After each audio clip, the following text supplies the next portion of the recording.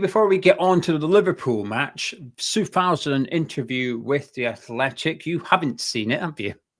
No, I haven't seen it. No. So there's a couple of things I want to discuss from it. So the first thing is in regards to him being told he's leaving West Ham. So he turned up for training before we played Man U at the end of last season. He turned up for training, got told that he had to go to see Graham Potter in his office after training. And Coufal says, I didn't know why he wanted to see me. Then I thought it might be about me starting at Old Trafford because it couldn't have been about me not doing well in sessions or being a bad presence around the team. That's when Potter told me the club wouldn't be extending my contract. I asked him why, and he said it was a club decision. Was it the manager who didn't want me? The board? I have no idea. It was very disappointing. Our conversation lasted about 30 seconds. 5 years at the club for 30 seconds. Coufal went on to say, the hardest thing was going home and telling my wife and kids who had to cry. I was sad because she was leaving London. My son had just signed for West Ham and I had to tell him they were moving to another country. I was no longer good enough to stay at the club he loves. He started crying and didn't speak to me for 2 days. He thought Daddy would carry on at West Ham forever. But more around how the club have handled it, I think, is the talking point here. Because what I will say is I actually agreed with the decision to not extend Coufal's contract. So I have no issue with the decision made by the club. But the way they've handled it and not even told him why he's not getting his contract extended or anything like that, it's just classless, really, from West Ham. And that's the bit that I struggle with because that is the culture of the club. Releasing a player is something they do every single summer, but how you handle it tells you what the club are like in terms of their behaviourisms. And I don't like that. That made me feel uneasy reading that, Frankie. Yeah, it's not great. Is it any different anywhere else? I don't know. Sort of the things that I see, and when times come to and this is the thing. There's a key message in there, though, Gio, that he said, which was, "I thought my son thought his daddy would be at West Ham forever." Well, that's not reality, is it? Yeah. That's not how these things work. If he wanted, he could have retired on that last season if he really wanted to. He could have stayed in London for his son. I'm sure he's got plenty of money in the bank, although albeit we gave him a kid's wage for quite a long period of time. It's ultimately it was his decision to leave London and go to a different country and play football somewhere else. So look, I'm not saying that the club have not handled it very well. I think when you've got a servant like that, but I feel like his feelings probably stem from a bigger situation than he does feel hard done by for his entire time at West Ham, not just how it ended. Yeah. You get the feeling that he was quite unhappy with the way his contract's been handled from after 1 year, really. Yeah, but again, who do you blame for that, Gio? Do you blame the agent? Do you blame him for how he's handled? You know, the problem is, Gio, as much as I love to sit here and have a go at the board and call them out and do all of these things, you know, I'm a firm believer in personal responsibility, and you have to own certain situations, and you can sit there and crying about it, and he can sit there and whatever else. You know, his agents let him get to the final year of his contract. When you get to a final year of contract, you know there's always the potential that you may be not signing another one, or that things might change. He had a bit of a moan up previously and said that he wasn't happy with his current deal, but he signed such a long-term contract when he first signed for West Ham. It was a dream move from him. I don't think he could ever believe that he would be given the opportunity that West Ham gave him, and he was only happy to sign it. So who's to blame?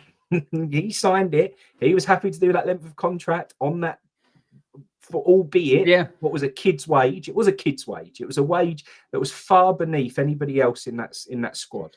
But he signed it ultimately. And you know, he might have signed it because it was great at the time and whatever else. And on reflection, he's looking back thinking, well, now I've pushed myself into the team, but then don't sign that length of contract. But at the time, he's probably thinking, I want to secure that for as long as possible because it's far more than what I'm on now.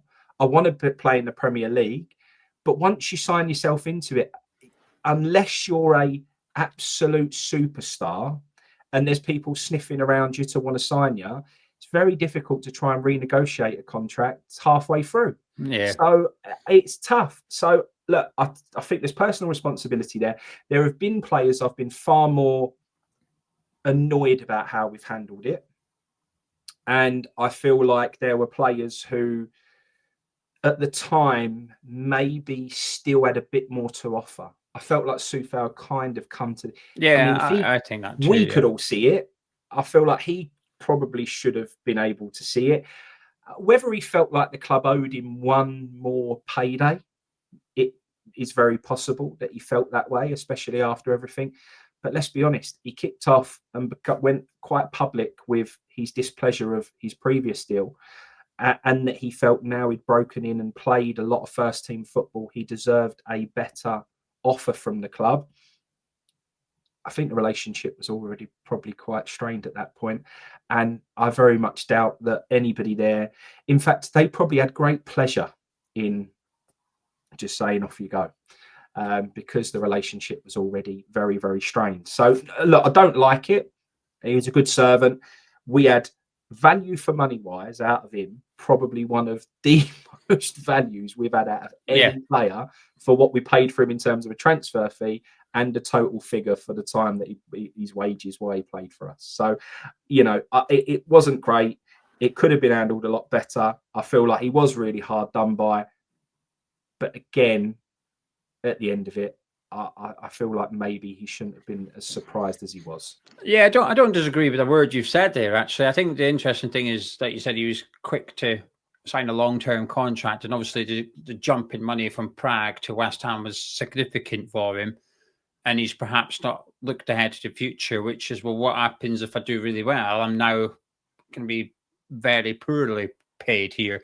And like you said, that's where you should maybe look at his agent and say, how did you only manage to get me 35 grand a week at a Premier League club? How does that happen? Why is there no clauses in here that if I play X amount of games, it automatically goes up to 50, 60 grand a week? There's no security there for him, really, was there? But I haven't said it for quite a while, actually. Older term subscribers will remember me saying this. I say it about some players now and again, which is so very well. I think it's because we remember Creswell and Antonio. We kept giving them like a new deal every 12 months at one point. The pair of them kept getting like a new contract. And I thought, yeah, what are we doing? And I know it was because they played so well, let's reward them. But I always used to jokingly say, yeah, but they have a bad season. They don't reduce their terms the following summer. They don't go, all right, I'll take 20 grand a week less because I've had a bad season. They still get paid. That's what they're getting paid for. It's like the high end that thing when he went to sign a striker and the striker asked for a goal bonus. And he said, what do you think I'm paying you to do every week? Not score goals. Why do you need a goal bonus as well? Like, that's what your wages for, to score goals. You're a bloody striker. I think the thing with Coufal, why I've got a lot of sympathy is because he was, and this depends on if you believe Coufal, but his version is, and just for clarity, I do believe Coufal, which was he was promised a new contract and it never arrived, and that's been his issue. And then the way it's been handled. And I think this is where the club can just do things better sometimes. I've got a story for you if you want, Frankie. Would you like a story?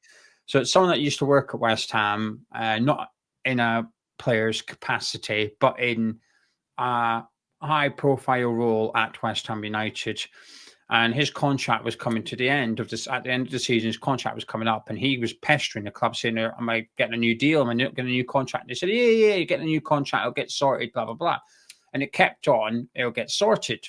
So at the end of the season, obviously, his contract ran until the end of June, and at the end of the season, so come the end of May, the following day, he went on a plane with his family, went over to Portugal. He landed in Portugal and got a phone call and said, "Oh yeah, we're not renewing your contract." And he's like, "I'm meant to enjoy my bloody holiday." He's like, I got told all this time it'll be fine, it'll get sorted, don't worry about it. And then first day of my holiday, bang, yeah. And then he said it wasn't even Karen herself that rang him, it was just the HR person rang him up, so he couldn't even say to the person, "Well, why am I not getting a contract? You said I'd get one," because that person had never said you'll get a new contract. So they do have form for this type of behaviors. And I think what I will say, this doesn't actually while I've got criticism of the board over not sticking to their word, if they promised him a new contract, I think they should have followed through on that. But actually, I think this is a reflection of Graham Potter as much as anything else, because he's the one that he's the one that delivered the message. And I assume it would have been him that decided we weren't going to give Coufal a new contract, because at that point he was our head coach looking forward to the new season. And he's the one that's decided to tell Coufal, you're not getting a new deal. And that's how he's handled it. In that 30-second conversation, according to our former right back. So I think it makes Potter look like the Muppet here rather than anyone else. Anything else you'd like to add about the contract before we talk about the other thing in relation to what's quite the interview? It's more confirming what we all knew, Frankie, in regards to a new training ground. Coufal has said, he's at Hoffenheim in Bundesliga at the minute. And Coufal has said, I'm impressed with so many things here. We have an unbelievable training ground, and it's not even possible to compare it to West Ham. There's everything you need. I love to stay at training after our sessions. We've got swimming pool, 2 paddle courts. I'm blown away by how good it is. That's why the boys are in no rush to go home. It wasn't always like that at West Ham. I honestly wish they had a training ground like this one day. They need and deserve it. Nothing we didn't know, but confirmation perhaps that our facilities are perhaps lacking behind other European clubs. Yeah, like I said to you, we built that new community centre and it looks better than our actual training ground. It's what frustrates you is, they've got the potential to do it, they've got the ability to do it, they choose not to do it. And yeah, there's one thing that they could do and they never would do, but it would go a very long way to repairing some of the false promises that we had. If they really wanted to leave a lasting legacy at West Ham and pay back some of what they promised on and failed to deliver with the stadium, it's nowhere near enough that would ever get close to forgiveness or would ever get anywhere near even repairing the damage that's been done. But they could turn around and build us a proper training ground. Yeah. As they exit, turn around and say, this is what we're leaving you with. Like, this is our investment to West Ham. Because at the end of the day, he is going to make a serious amount of money when he leaves West Ham. More so than I think most owners make when they leave football clubs. Football is normally a drain. It's, it costs people money. West Ham's going to make him an absolute fortune and already has made him a fortune. And anyone who says they haven't, when you look at the loans and the percentages that go out the club, what happened with Upton Park and how that was dealt with and the funds involved with all of that, they're going to make an absolute fortune out of West Ham. And it would be very nice for us to see something to show for it at the end of it and leave us in a good place. Unfortunately, again, like they're bitter with the players, they're probably just as bitter with us as a fan base, and they've got no intention of leaving us something like that or putting their hand in their pocket to do it. But it is a frustrating thing, because especially when you don't own your own stadium and you become very, very limited with what you can and can't do. I mean, have a look at what some of these clubs have done with how they've played the game of selling off assets, whether it be the women's football team or things like that, in a very intelligent way to try and balance books and balance the rules and regulations that there are with football finances now. There are some fantastic games you can play. Unfortunately, they're just not.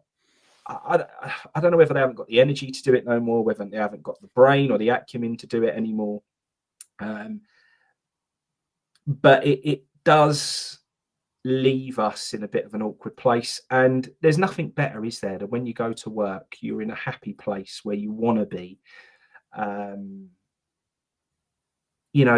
been down to Sparrows Lane and Charlton's training ground a few times, and with Albie when he sponsored one of the players, and we've sat there with Connor Coventry and Nathan Jones and had a meal in the canteen, and it feels like a real community place. Like, there's lots of fans walking around. You can go and stand by the side of the pitch, watch them train. They've got the ladies' facilities over there. They've got massive community buildings, and you as you drive up there, it just feels like a special place. And if you go there, and I've gone there before, and players on long-term injuries are in there because they actually also, yes, they're going through rehabilitation, but sometimes they're not even being worked on but they just want to still feel that they're part of what's going on there at that particular time. They don't have to be there, but they want to be there. Our lot try and run people over when they come out because they're trying to get autographs. Like, it's just madness. It's the facilities that are starting to pop up now. You look at Leicester's, you look at Man City's, even I can't remember whose ground it was. Bournemouth. But Very recently, Bournemouth. But there was one we played. Might have been Man City's. Yeah, it was Man City's. When we played, the under-21s played at their training ground stadium. What an unbelievable facility that is! Like, that is incredible. And as a youngster playing in that ground and being able to get fans over there and supporting them in that stadium and stuff, it's just brilliant. So football world is changing and things are going forward fast. And unfortunately, we're being a bit left behind, and he's spot on. We need to catch up. Yeah, I think it's what you said there about leaving the legacy is interesting, because even putting my opinion about the London Stadium to one side and putting every bit of emotion towards the London Stadium, positive or negative, to one side, and looking at it purely through the black and white version of it, which is, are the club restricted in what they can do at that stadium? Yes, they are. Is it their own fault? Yes, but they're restricted. So even if I was to really hone in and find as much sympathy as I could possibly muster up in regards to how tied their hands are, and I know it's self-inflicted, but let's just really dig deep and give them the benefit of the doubt here and say that there's only so much they can do with that stadium because they don't own it, right? Well, that excuse isn't there for the training ground. You're right. The training ground is actually somewhere that they can show ambition. They can show what they want to do with West Ham. And it's relatively inexpensive too. You know, you look at what Bournemouth have done and Leicester have done and stuff, and it's a lot of money. It's 10, 20 million. It's a significant sum of money. But it's not in the grand scheme of things as to how much it would cost to build a football stadium. You're looking at 2, 3, 4, 500 million pounds to build a football stadium. So it's less than 10%. But also how long it would last, the amount of people it would impact in terms of the senior team, the academy, the women's team. If you did it properly, the whole club would benefit from it. And they've also spent quite a lot of money on the training ground that we've currently got. That's the worst thing. They spend £3 million on porta cabins and inflatable tents, right? They do spend money, but it's the club's money. They just use the club's money to spend it, but they do it so little and often and on the cheap as much as possible. And that old saying, buy cheap, buy twice. That is how we run the training ground. It's like, oh, we'll just repair it and patch it up. Then in a couple of years' time, we'll repair it and patch it up. And another couple of, and we constantly do that rather than just having one huge outlay and getting it sorted once and for all and delivering a world-class facility that you don't need to worry about for the next 10 years. And then you'll have to start to maintain it properly. We just do this plaster job every single time, and by the end of the time they leave, the amount of money they've actually spent on the training ground, it'd have possibly been cheaper just bulldozing the lot and building a world-class facility in place of it. So it's very short-term, and if they looked at long-term, they could deliver something. Then when you are trying to sell the club, you can point at the training ground and go, yeah, but have a look at that. It's one of the best training facilities in the country. That's what we've got. But at the minute, you join West Ham United, you get a gym membership for David Lloyd, so you can go use the swimming pool because we don't have one. Welcome to West Ham. Frankie, Liverpool, Sunday. How you feeling? Yeah. I haven't got that gut feeling that I have, Gio, when I know we're going to win a game. I'll be honest. I haven't got that. Watched them against PSV in the week. Shows how vulnerable that they are. I just hope that well, obviously he will have. Nuno gets paid a lot of money to do what he does. He will have seen the last however many games for Liverpool and how vulnerable they are. So I just hope that we get on that front foot and try and exploit it. When you get a team that's hurting like they are and are suffering like they are, you need to inflict it even more. You need to get out there and put that pain in. And I just don't want us to rock up there and give them too much respect and think this is the Liverpool when Liverpool are firing on all cylinders and Salah's firing on all cylinders and they're scoring goals for fun, because that isn't Liverpool right now. And to be honest, you will get caught out if you sit there and think that they aren't firing as an attack at the moment and feel like you can stop them scoring when their actual weakness is their defence at the moment. They're just leaking goals for fun. That's what will cause you to come unstuck, and then you won't win this game. If we allow them to build in confidence and come out there and get a foot on the game and control the midfield and then get in front, then you'll just see them come on.